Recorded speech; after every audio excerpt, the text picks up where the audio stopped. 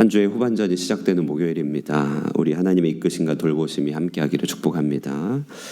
우리 신앙의 훈련, 하나님이 우리를 훈련하시는 것 얘기할 때요, 신앙의 담금질이란 말을 종종 합니다. 담금질이라고 하는 것은요, 금속 재료를 열 처리하는 한 과정을 말하는데요, 금속을 고온으로 가열한 뒤에 급냉하는 방식을 말합니다. 온도가 올라가 금속의 변화가 주어질 때쯤에 급속하게 냉동시키는 것이죠. 그런데 신앙생활을 담금질로 비유한다고 한다면 그거 참 롤러코스터 타는 기분일 것 같습니다. 그런데 사실 오늘 본문에 하나님께서 요셉을 다루시는 과정, 정확하게 담금질이다 이렇게 말할 수 있을 것입니다. 어제 본문에서도 우리가 함께 살펴봤는데요, 억울한 옥살이 가운데 있었던 요셉이었지만 그에게 카이로스적인 만남이 다가왔죠. 그것은 바로 애굽의 고위 관리들, 술 맡은 관원장, 떡 굽는 관원장이 그 요셉이 갇힌 그 감옥에 투옥되는 사건이었습니다. 시위대장은 요셉에게 그들을 보살피게 하였고요, 그들은 함께 시간을 보내었습니다. 근데 이들이 어느 날 해석 못할 꿈으로 고민하게 되었던 일이 어제 본문에 있었던 것이죠. 요셉은 이제 그들의 꿈을 해석해주게 되는 것이 오늘 본문의 내용입니다. 여러분 한번 생각해 보시면요, 먼저 하나님께서 요셉의 삶에 마치 불을 내리어 가열하시는 것 같은 그의 삶을, 인생을 대표해 주시는 그의 모습을 한번 장면을 보실까요? 먼저 요셉은요, 주어진 문제를 너무나 쉽게 풀더라는 것입니다. 너무 쉽게 문제 해결합니다. 술 맡은 관원장이요, 꿈을 꾸죠. 포도나무 꿈을 꾸고 거기서 가지가 나고 꽃이 피고 열매가 맺습니다. 그 열매로 즙을 짜서 바로의 손에 다시 들려줍니다. 요셉은 어디서 배운 것인지 불명확하였지만은요, 이 꿈에 대한 정확한 주석을 달아주죠. 새 가지는 이제 사흘이다, 3일이다. 이 사흘 안에 바로가 당신의 머리를 들 것이다. 당신은 관직을 회복할 것이다. 이렇게 예언해 줍니다. 떡 굽는 관원장 새 강줄의 꿈도 해석해 줍니다. 그 강줄에 있는 떡을 이제 새들이 먹게 됐죠.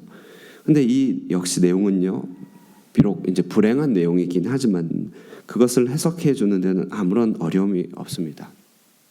3일 안에 처형당하게 된다는 것이죠. 그리고 21절, 22절을 보면요, 이 모든 일이 요셉의 해석대로 되었음을 성경은 말해주고 있습니다. 바로의 술 맡은 관원장은 전직을 회복하며 그가 잔을 바로의 손에 받들어 드렸고 떡 굽는 관원장은 매달리니 요셉이 그들에게 해석관과 같이 되었으나 이렇게 말하고 있죠. 자, 오늘날의 이 꿈의 해석의 영역이요, 해석은요, 심리학의 영역이나 주술의 영역에 속하죠. 사실 꿈에 대한 이야기들을, 이론이나 이야기를 이렇게 듣게 되다 보면은 상당히 신비한 측면에 속하는 것이 있습니다. 때로는 무섭기까지 하죠. 엄밀히 말하면 꿈에 대한 비밀이 다 풀린 것은 이제 아닌 것이죠.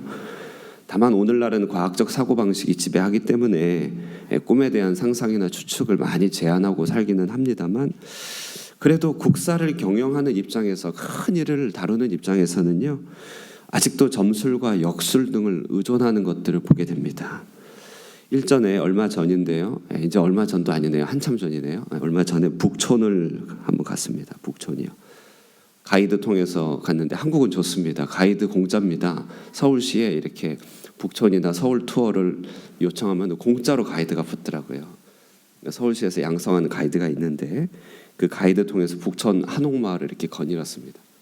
근데 이 가이드가 자꾸만 우리 가족 보고요, 어느 한 집의 문지방을 그 문고리를 자꾸 만지라는 것이에요. 그래서 싫다고 이제 왜 그런가 이제 물어봤더니요, 거기가 취운정이라고 합니다. 취운정. 이명박 전 대통령이 당선되기 전에 거기 좋은 기운을 받기 위해서 전세살이했던 곳, 취운정입니다. 거기 살고 아닌 게 아니라 진짜 대통령이 당선됐죠. 물론 그 이후에는 어려움이 좀 많이 계시지만은 당시에 이미 소망교회 장로 아니겠습니까? 그럼에도 불구하고 대권 앞에서 좋은 기운 무시하지 못했다는 그런 말이죠.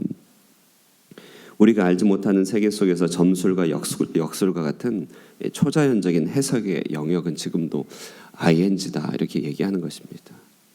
이 베트남도요, 이 사이공, 이 북베트공들이 이제 다 점령하고 이 사이공 앞에 진격을 앞두고 대통령궁에 이제 탱크가 진입하지 않습니까?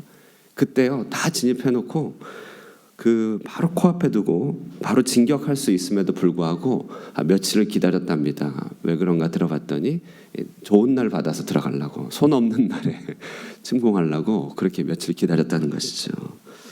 자, 이 말씀을 드리는 이유는요, 고대 세계 속에서요, 고대 하나님은요 그 세계관에 맞게끔 일을 하시는 것이죠. 선지자들에게는요 오늘날의 표현으로 하면은 이런 신령한 지식을 하나님께서 좀 주셨던 것입니다.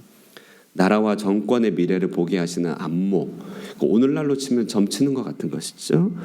그런 특별한 안목을 하나님의 사람에게 주시는 경우가 있었어요. 그래서 하나님의 사람의 별명이 점 잘 치는 사람 이렇게 불리기도 했습니다. 실제로 요셉은 자기 형제들에게 자기를 나중에 이렇게 좀 반쯤 가리면서 소개하면서 나 같은 사람이 점 잘 치는 사람인지 알지 못하느냐 이렇게 얘기하는 것이죠. 그러니까 오늘날 무당이 점치는 것과 다른 것이지만 이렇게 앞날을 내다보는 식견을 선지자들에게 주셨다는 것입니다. 그래서 감옥에 있던 신실한 요셉에게 주셨던 특별한 은사란 그가 어려서부터 꿈을 꾸고 미래를 봤듯이 그 꿈을 통하여 미래를 내다보는 그런 은사가 있었던 것 같아요. 보디발의 집에서도 감옥에서도 조금 그런 일이 있지 않았겠습니까? 자, 하나님께서는 이런저런 은사를 주시고 요셉에게는 이렇게, 다른 사람에게 저렇게 은사를 주시고 그것의 효력을 드러내시고 그것을 통해서 사람들에게 유익을 끼치시죠. 이것은 하나님이 그를 데우시고 그를 뜨겁게 하시도록 타오르게 하시는 불의 다루심이다, 따뜻하게 하시는 다루심이다, 이렇게 할 수 있을 것입니다. 엘리야도 이처럼 불 받아서 사역했죠. 이런 불이 없이는 감옥과 같은 한계 상황을 조금도 이겨내지 못한다는 사실 아니겠습니까? 하나님이 우리에게 은혜를 주실 때도 그렇다는 것입니다. 힘들고 어려울 때면요 더욱 은혜를 주십니다. 성령의 불을 내려주시고요, 말씀의 불을 내려주시죠. 예전에는 말씀을 보면서 밋밋하고 재미가 없었는데요, 은혜를 주시면 불이 임합니다. 말씀이 재밌습니다. 말씀이 은혜롭습니다. 기도 응답의 불도 내려주셨어요. 하루를 이길 힘도 주세요. 주어진 상황 크게 달라진 것 아니겠지만 여전히 어렵고 여전히 답답하지만 그래도 예배의 자리, 기도의 자리 찾으면 항상 은혜가 있고 하나님이 나를 참 사랑하시는구나, 이런 것들 인도함을 받게 된다는 것입니다. 이것이 따뜻한 다루심, 불의 다루심, 이렇게 얘기할 수 있을 것이죠. 자, 그런데요, 이렇게 하나님께서 우리를 타오르도록 은혜를 주시는 이 하나님께서 또 다른 한편 우리를 다루시는 방식은 금랭하신다는 것입니다. 불을 끄는 것 같은 현실을 맞이하게 하신다는 것입니다. 오늘 14절에 보시면요, 요셉은 꿈 해석의 기세를 몰아서 이렇게 부탁하죠.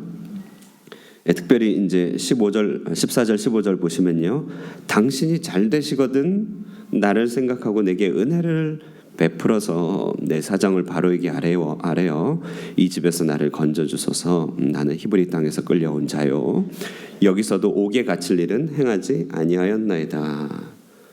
자, 여러분, 그래요. 하나님께서 은혜를 주셔서 이 따뜻함이, 온기가 우리 마음을 채우면요, 우리는 종종 이것들이 내일에 대한 좋은 신호, 형통함의 신호로 해석할 때가 종종 있습니다. 말씀 받고 기도하고 하나님 어루만져 주시니까 우리도 모르게 내 막힌 형편도 풀려지겠다, 이렇게 기대하게 되는 것이죠. 우리는 이 시점에 요셉처럼 우리 지혜를 짜내게 됩니다.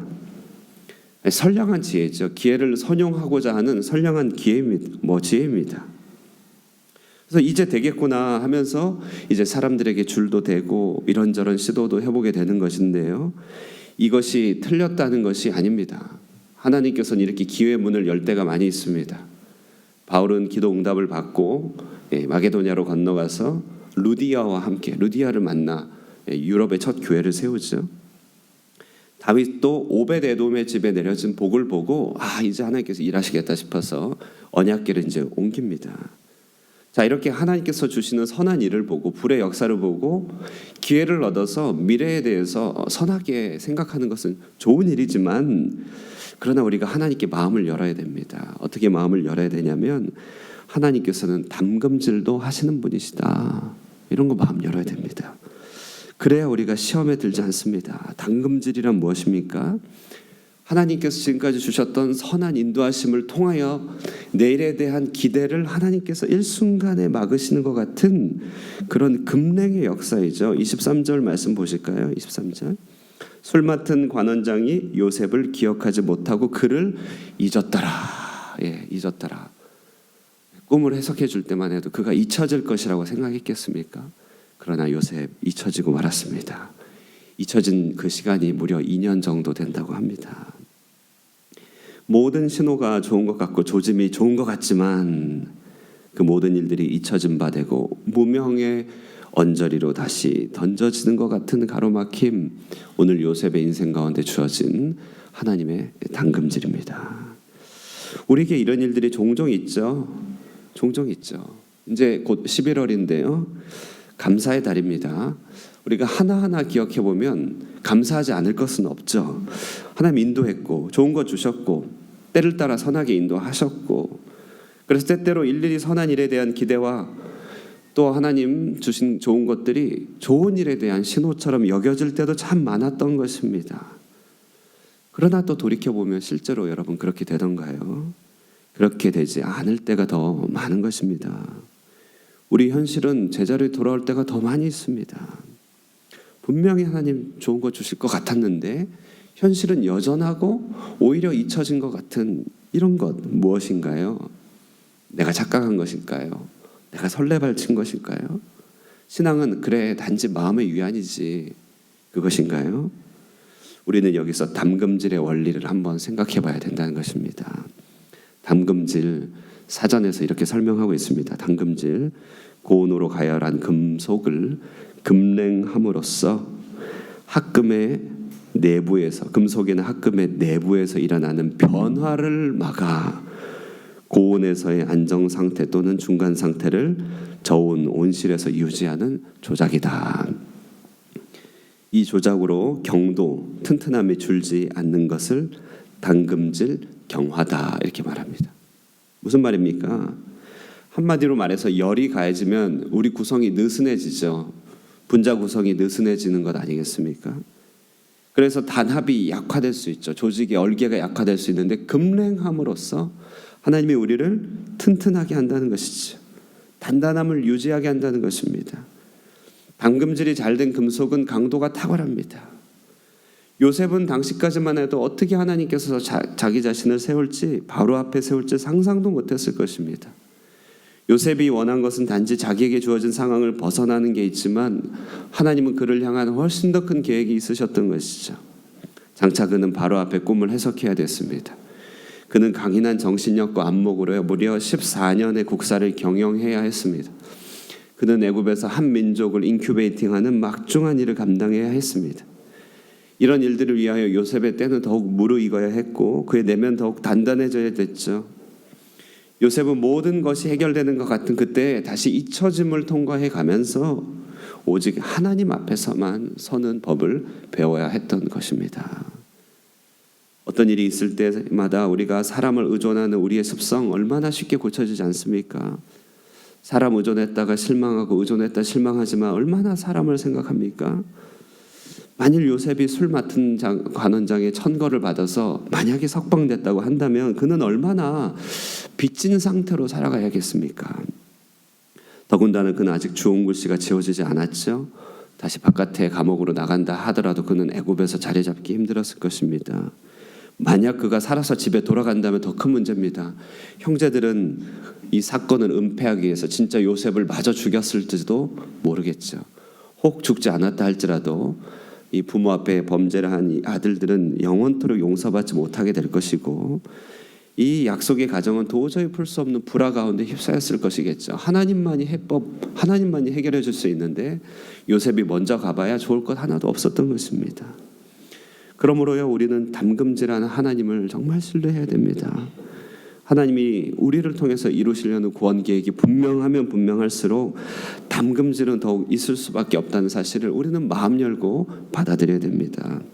출애굽한 이스라엘 백성들, 애굽을 갓 나온 이스라엘 백성들을 하나님께서 인도하신 것은 젖과 꿀이 흐르는 가나안 땅이 아니라 광야였습니다. 정말 하나님께서 그들을 급냉시키셨습니다. 당금질이죠. 다윗이 골리앗 죽이고 승승장구할 때 하나님은 사울의 창끝을 피해 도망다니게 했습니다. 아둘람 굴을 전전하고 블레셋 지경을 돌아다니면서 유리방황하게 하셨어요. 급냉시키셨습니다. 당금질이죠. 그러나 여러분, 사울 왕에는 이런 당금질이 없었습니다. 그러다 보니 그는 금방 부패하였죠. 하나님을 대적하는 자가 되었습니다. 한간에 쉽게 높은 자리에 올라갔다가 주체하지 못하고 타락하는 유명인들 우리 종종 보지 않습니까? 인생이 훈풍 따뜻한 바람만 주시고 급냉하는 상응하는 시기를 보내지 않을 때 우리는 축복의 무게를 견딜 수가 없는 것입니다. 우리는 그것을 다뤄갈 수 있는 강도, 내면의 힘이 부족해지는 것이죠. 우리가 잘 될 것 같았는데 찬바람마저 어리둥절할 수 있겠지만요, 우리는 하나님께 마음을 열어야 됩니다. 당금질을 통과해가며 우리는 구속사 일원으로 자리 잡으며 하나님의 사역을 감당할 수 있게 됩니다. 축복의 당금질이 있는 신앙, 어찌 보면 그것이 진짜 아니겠습니까? 우리가 그 인생길 위해서 축복으로 인도되고 있음을 항상 신뢰하면서 혹 우리 삶의 당금질 가운데 처하고 있다 할지라도 하나님을 향하여 원망하거나 실망하거나 두려워 마시고 그 축복의 길 가운데서 우리의 내면을 더욱더 단단하게 가져갈 수 있는 저와 여러분 하늘꿈 성도 되시기를 주님의 이름으로 축원드립니다. 기도하겠습니다. 하나님 아버지 감사합니다. 당금질 하시는 하나님의 섭리 역사 바라보게 됩니다. 하나님께서 우리에게 은혜를 주셔서 힘든 시간들 견디게 하여 주시고 주님을 바라보게 하시나이다.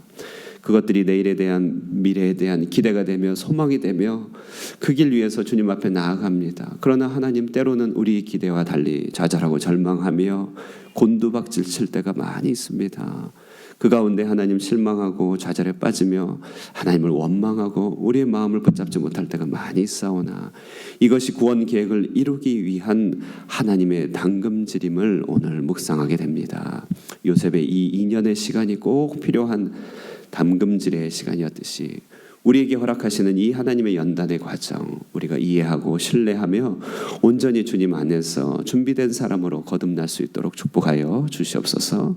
오늘 이 아침에도 주 안에서 기도하기를 원하오니 성령의 능력 공급하여 주시고 우리 자신과 교회 이 시대를 바라보고 기도할 때 하나님의 응답에 확신받고 돌아갈 수 있도록 도우시고 함께하여 주시옵소서.